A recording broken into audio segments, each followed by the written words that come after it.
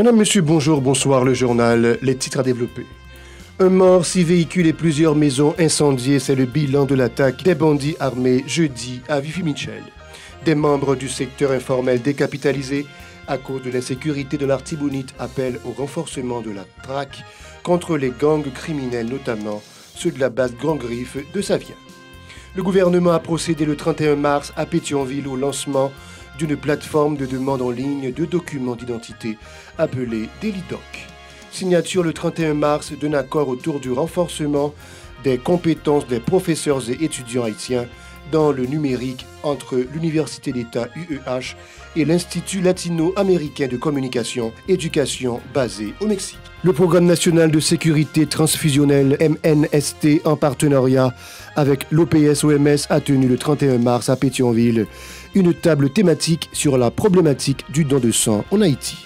Le développement de ces titres à venir, restez avec nous. Si vous jugez que cette vidéo est intéressante, n'hésitez pas à liker et partager la vidéo. Et surtout, n'oubliez pas de vous abonner à cette chaîne et activer la cloche de notification pour ne pas louper aucune de nos vidéos. Madame, monsieur, de retour, comme annoncé en titre, un kidnappeur présumé a été tué jeudi par des résidents de Fermat à Pétionville. La police a récupéré une arme et confisqué un véhicule suite à cette tentative d'enlèvement. Toujours à Pétionville, un mort, 6 véhicules et plusieurs maisons incendiées.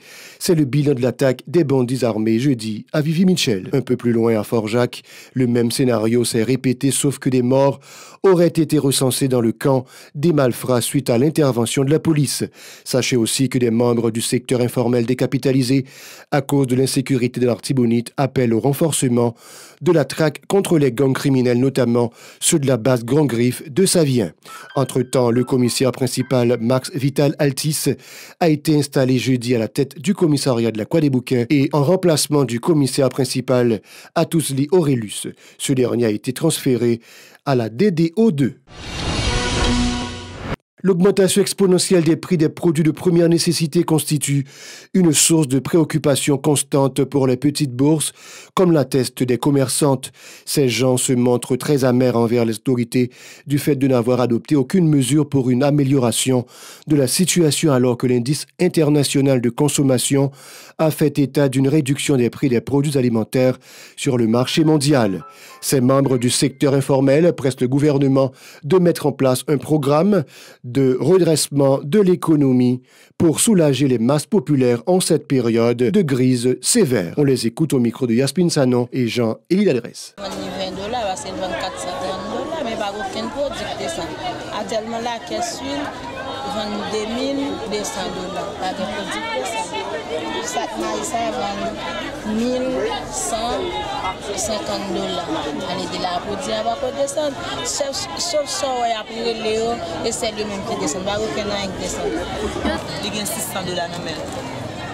Elle finance à $600, il faut d'avoir un bourret. Oui, qui ça quand même un petit valise. Si tu veux une gêne, ça me balai à lui 100 000. Quand même, on a pas 12 000. Elle dit qu'on a 12 000. Elle décale un bourret pour payer pour mettre dans la machine. 3 000 gouttes de changer, même ça, elle va pas faire. Seulement des gars, les 220 $. Ouais, ça m'a pris là, on va mettre là $800. Qu'est-ce que ça vend 4 500. Je vais mettre $150. Descendre. Et à l'époque 2008-2009, on a changé ça de $360. $360, $400.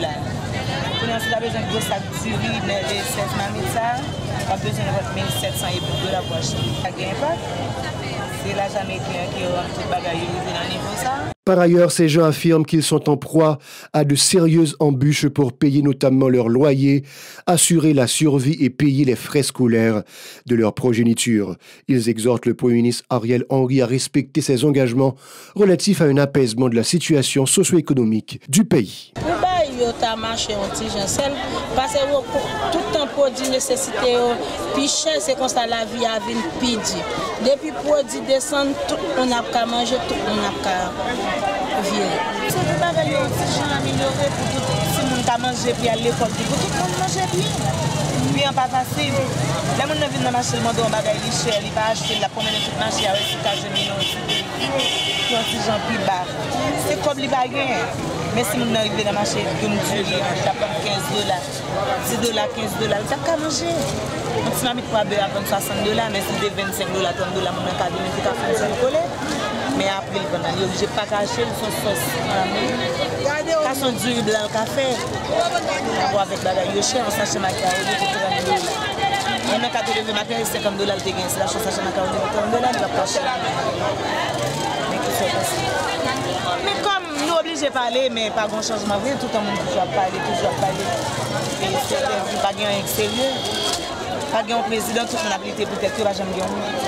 Le gouvernement a procédé le 31 mars à Pétionville au lancement de la plateforme de demande en ligne de documents d'identité DeliDoc. À l'occasion, le Premier ministre, qui fait aussi office de ministre de l'Intérieur, a jugé bon de faire le déplacement, indiquant qu'il a été interpellé par la situation qui s'est développée et qui se développe encore au niveau des centres de la Direction de l'immigration et de l'immigration DIE. Le gouvernement n'était pas préparé à fournir près de 300 000 passeports dans 2 mois, vu les capacités limitées de la DIE, a reconnu Ariel Henry. Avec cette gouvernance, une meilleure gestion des demandes de documents sera assurée par la DIE, a aussi déclaré le Premier ministre, ajoutant qu'une commande de matériel a été placée pour faciliter la tâche aux techniciens. On écoute la déclaration d'Ariel Henry, recueillie par Véron Arnaud et Stravinsky Desrameaux. Nous parlons d'émission de passeports et de pièces d'identité, car ce qui s'est passé ces dernières semaines devant les bureaux de l'immigration dans plusieurs villes du pays doit nous interpeller tous en tant que peuple, en tant que nation. L'immigration a une capacité limitée dans la quantité de demandes de passeport qu'il a recevoir chaque jour. Capacité limitée tout sous quantité de passeport qu'il a fait dans une journée. Le gouvernement a fait un pile d'efforts pour déconcentrer et puis décentraliser le service immigration dans plusieurs points. Personne n'a pas de pareil pour recevoir et livrer dans 2 mois, plus passer 300 000 demandes de passeport. Direction immigration a besoin d'un délai pour fabriquer et puis livrer passeport. Problème ça à résoudre net. Les nous recevoir l'autre matériel nous commander pour immigration qu'à service là plus rapide. Pour sa part, le directeur général de l'Office national d'identification ONI, Reynold Guerrier, a mis l'accent sur l'importance des opérations d'identification des citoyens qui permettra notamment aux autorités de mieux orienter ces interventions sur le territoire. Il a indiqué que l'ONI va sous peu enclencher une opération d'identification de près de 4 millions d'enfants, notamment en milieu scolaire à travers le pays. On l'écoute. Question identité dans le monde, ce n'est pas un cause petit. C'est un élément essentiel pour tout pays qui veut le développement et c'est un gros devoir de l'État face à citoyens liés. L'État a besoin d'identifier les citoyens liés pour diverses raisons. Connaître qui les yoyé, combien yoyé, côté à vivre, est-ce que aux jeunes, est-ce que au grand monde il a trié. Genre de données ça permettre l'État planifier plus bien développement dans chaque zone par rapport à qualité mounio, particularité population, zone ça a gagné. Dans le pays d'Haïti, c'est à peine 37 l'année nous gagnons depuis nous vraiment prendre au sérieux causer identifier citoyens. C'est ça que fait, non petit temps tout coûte. On y peut commencer à identifier les gens depuis les fêtes parce que depuis sortir dans votre maman ou compter et nous devons identifier. Demander ONI pour travailler main en main avec le ministère de l'Éducation nationale pour commencer à identifier les gens qui sont dans l'école. De son côté, Michel Colbert de l'unité gouvernance de la primature a salué cette initiative qui sera basée essentiellement sur les technologies de l'information et de la communication TIC. Pour lui, depuis 2010, le gouvernance a permis de donner une certaine visibilité à l'administration publique. Cette option pourra renforcer les capacités des agents de la fonction publique et favorisera le rapprochement des contribuables avec les entreprises de l'État, a dit Michel Colbert. Les citoyens pourront placer leurs demandes en ligne et prendre rendez-vous en vue de récupérer les pièces, ce qui va notamment diminuer les affluences dans les milieux publics. Ces propos. Les méthodes de fonctionnement des gouvernements ont évolué considérablement ces 20 dernières années. L'avènement de ce 21e siècle a vu l'intégration massive et continuelle des technologies de l'information et de la communication, TIC, dans tous les aspects de la vie quotidienne. L'apparition de nouveaux problèmes de plus en plus complexes, nécessitant une appréhension et des prises de décision rapides, a poussé les gouvernements à se doter de meilleures capacités technologiques pour relever ces défis. Depuis 2010, différentes initiatives ont permis à la grande majorité des entités de l'État haïtien à disposer d'une certaine visibilité sur Internet. Une numérisation plus systématique et mieux organisée des activités de l'État renforcera les capacités des fonctionnaires et réduira considérablement l'écart entre le citoyen et le gouvernement. Moins de bureaucratie et plus d'efficacité. La responsable de la structure baptisée Action nationale contre la violation des droits humains, ANCVDH, Marjorie Bataille, monte au créneau et dénonce la gouvernance d'Ariel Henry qui n'a fait qu'enfoncer le pays dans la crise. Madame Bataille souligne que l'insécurité grandissante, l'inflation galopante et l'économie grabataire sont autant de facteurs qui ont fragilisé davantage la vie des citoyens, les plongeant dans l'extrême précarité. Pour elle, certains dirigeants sont de mèche avec les gangs criminels qui ont mis le pays à genoux. Cette déclaration au micro de Osée Victorin et Maud Léjean. L'insécurité sous toute forme, cap si met deuil dans la population. Et l'État pas dit rien. Bataille ça, RONDDH avec ANCVDH a goumé pour faire l'État prendre responsabilité et condamner, dénoncer comportement manfoubin, même l'État ça. Au niveau de RONDDH et ANCVDH, nous dit que c'est même l'État ça qui crée l'insécurité pour empêcher les Haïtiens de vivre dans leur propre pays. Ils fait le pays à tourner en l'enfer pour tout le monde qui a quitté le pays. Et l'État n'a pas dit rien. Pour qui ça fait? Parce que n'a pas de grand intérêt. Il n'y a pas de madame à petite dans le pays. Pour le pays à mettre crasé. L'Université d'État UEH et l'Institut latino-américain de communication et éducation basé au Mexique ont signé le 31 mars un protocole d'accord autour du renforcement des compétences des professeurs et étudiants haïtiens dans le numérique, une initiative dont s'est félicité le recteur de l'UEH, Fritz Desormes. Il en a profité pour présenter ses remerciements à tous les acteurs qui ont contribué à la réalisation de ce projet. Pour lui, ce partenariat représente un atout dans le cadre de la transmission des connaissances dans un domaine majeur que constituent les nouvelles technologies de l'information et de la communication. Chilov Semexan et Maud Léjean. Ce partenariat vise également le renforcement et le développement des compétences numériques, à la fois chez les professeurs et chez les étudiants. Vous comprendrez bien qu'une grande habileté de la manipulation et la gestion des matériels informatiques et des technologies de l'information et de la communication est un atout incontournable pour la recherche, pour la production et pour la transmission du savoir.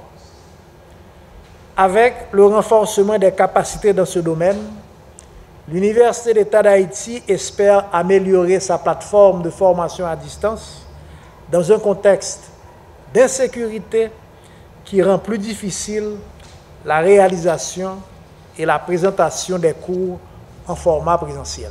Il est aussi question de faciliter l'apprentissage de la langue espagnole au sein de l'Université d'État d'Haïti. Par ailleurs, Fritz Desormes a indiqué que cet accord facilitera également l'apprentissage de l'espagnol au niveau de l'UEH et contribuera à alimenter la plateforme en ligne de cette entité, Fritz Desormes. En cette circonstance, l'Université d'État d'Haïti se veut reconnaissante envers l'ambassade d'Haïti au Mexique, aussi bien que l'ambassade du Mexique en Haïti. C'est avec beaucoup de plaisir que je me prépare à souscrire à cet accord. Au nom de notre communauté universitaire évaluée à plus de 40 000 membres, incluant professeurs, étudiants et personnel administratif, de Port-au-Prince et de province. La conclusion de cet accord s'inscrit dans la mise en œuvre de notre plan d'action, dont l'un des piliers concerne justement une meilleure ouverture sur l'extérieur, en particulier la région Amérique latine. Le Programme national de sécurité transfusionnelle PNST, en partenariat avec l'OPS-OMS, a tenu le 31 mars à Pétionville une table thématique sur la problématique du don de sang en Haïti. Selon les organisateurs, cette démarche vise à sensibiliser les donateurs sur la nécessité de dégager des financements pour une amélioration des structures du PNST. La qualité des services dépend en grande partie du renforcement du programme appelé à s'étendre aux différentes régions du pays, espère le docteur Noël du PNST. Il a aussi mis l'accent sur le traitement sur place du sang collecté dans les centres régionaux au lieu de l'acheminer au centre national. Le docteur Noël est au micro de Hirsch Résil et d'Ederson Jean-Claude. Alors, nous avons un besoin allant de 60 000 à 80 000 pochettes de sang et nous n'avons jamais collecté 30 000 en pochette. Et dans ce qui fait et que dans cette situation difficile, il y a davantage de demandes à partir des préparations et d'accidents de circulation. Or, notre production est davantage mise à l'épreuve. Et c'est pourquoi nous sollicitons davantage de gens pour venir faire des dons au niveau du Centre national de transfusion sanguine et au niveau des postes de transfusion sanguine. Et nous souhaitons avoir le même standard de qualité de produits sanguins à travers le pays. Cette nécessité nous oblige, aussi longtemps qu'au niveau des départements, nous n'arrivons pas à produire une quantité suffisante de sang à centraliser pratiquement le dépistage. Mais nous espérons qu'avec le temps, la production va augmenter au niveau des régions et nous pourrons disposer de ce que nous appelons des centres régionaux, un centre régional dans le nord, un centre régional dans le sud et un centre régional au niveau du département du centre ou de l'Antigonide. Voilà, c'est tout. Bon week-end. Malgré tout, l'actualité continue sur la chaîne 54.